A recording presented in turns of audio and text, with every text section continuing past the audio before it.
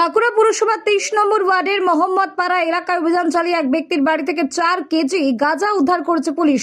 গতকাল বিকেল নাগাদ অভিযান চালিয়েছিলেন বাঁকুড়া সদর থানার পুলিশ কর্মীরা। ঘটনায় এক মহিলা সহ মোট দুজনকে গ্রেপ্তার করা হয়েছে।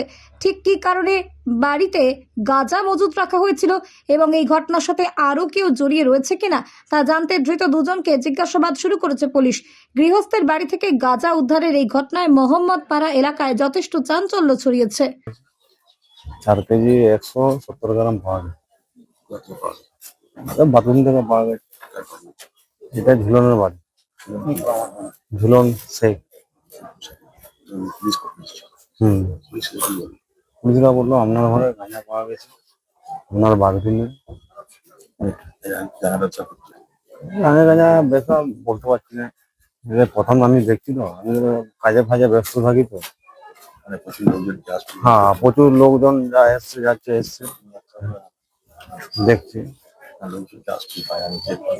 না, লোকজনকে আমি দেখতে পাচ্ছি না, মানে কোনো যদি আপনার সাইডে করে তারপর সঠিক খবরটা। না না, আগে এরকম গাঁজা ফাঁজা বিক্রি হয়নি। পুলিশ বলছে আপনার কাছে গাঁজা পাওয়া গেছে বাথরুমে।